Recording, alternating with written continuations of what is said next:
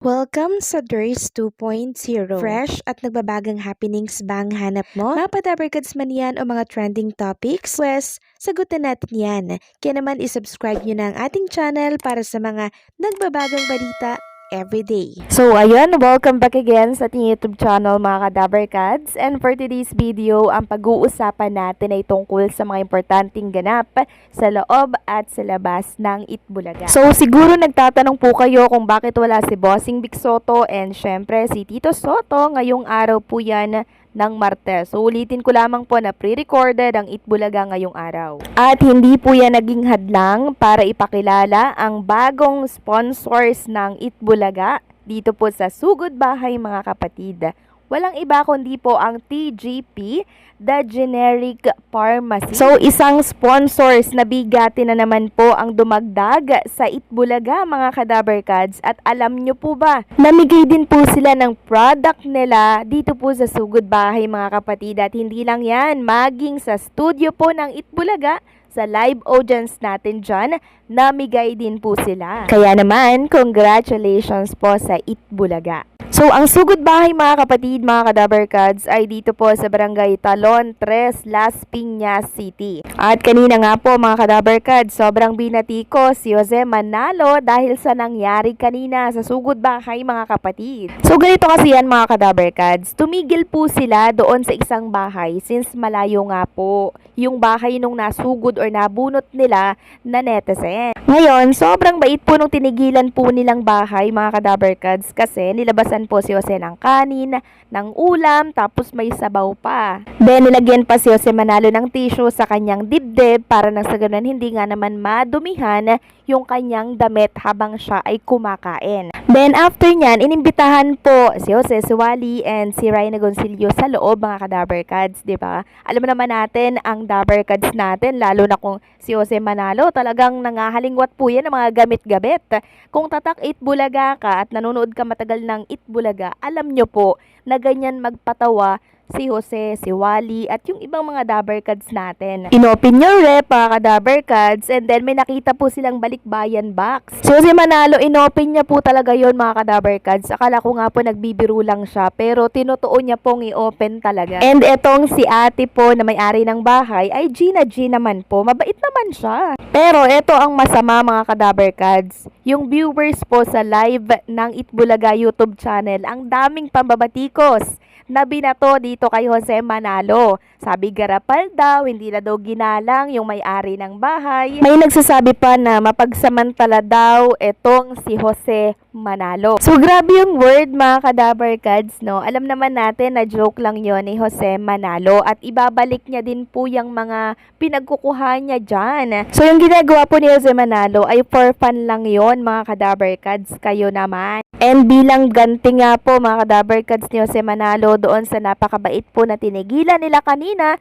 bibigyan din daw po siya ng mga sponsors ng Itbulaga. And happy nga po mga Kadabarkads yung tinuluyan po nila kanina. Kaya sa nambabatikos po kayo Jose Manalo, kalma lamang po kayo dyan. Ganyan po talaga si Jose Manalo since noon pa po. Sumasanay na lang tayo mga Kadabarkads, okay? Samantalang pag-usapan naman natin ang tungkol dito sa magaganap sa anibersaryo po ng Itbulaga. Isang tulog na lang anniversary na po ng Itbulaga. 46th birthday na po nito. At marami nga pong nagtatanong, ano kaya yung mga pa-surprise? Ano kaya yung pasabog ng Itbulaga bukas, araw ng Miyerkules, na kung saan ay live na live ang naturang programa. And kanina nga po sa live mga Kadabarkads ay naibuking nitong si Alan Kay, yung isa po sa mga surprise ng EB bukas. So sabi niya, mag-short daw siya ng maiksi at siya daw yung unang lalabas sa Itbulaga.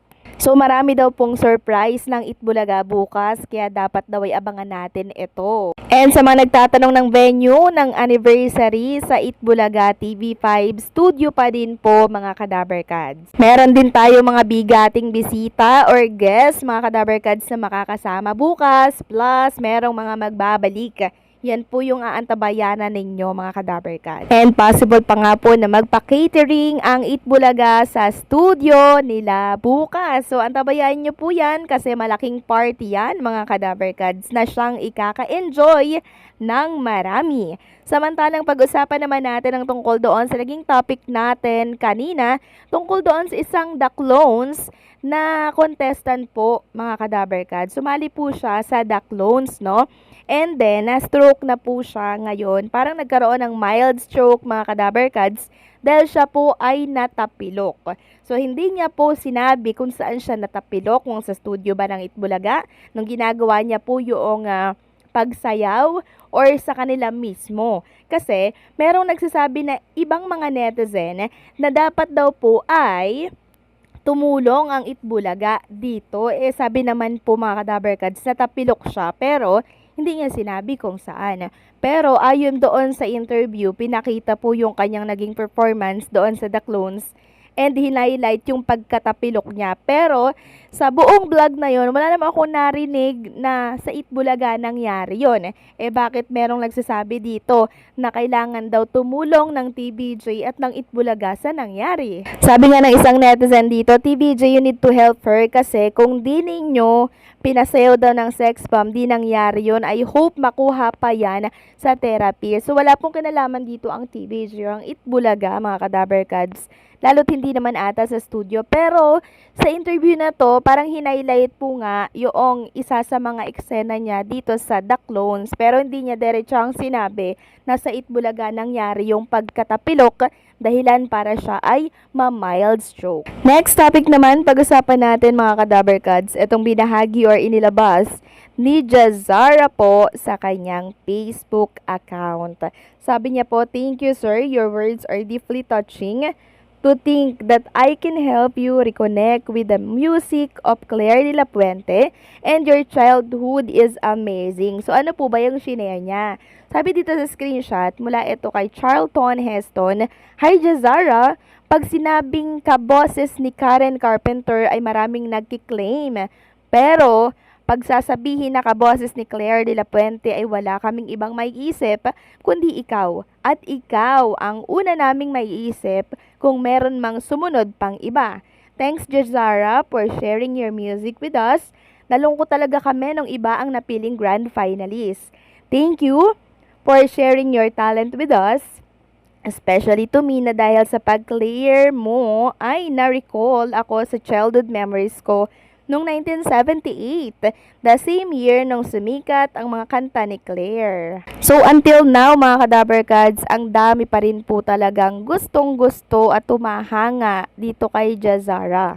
Sa totoo lang mga Kadaber Cats, pwedeng gamitin na Jazara yung mga exposure niya dito sa Itbulaga para magsimula siyang muli, 'di ba? Sisikat at sisikat 'yan mga Kadaber Cats, gamitin niya lang yung mga social media na meron siya dahil talagang susundan siya ng mga tao or ng mga Daber Cats natin na talaga namang until now ay sumusuporta po sa kanya. So paano mga Kadaber Cats? Hanggang dito na lamang po ang update natin. Maraming salamat sa patuloy na pagsuporta.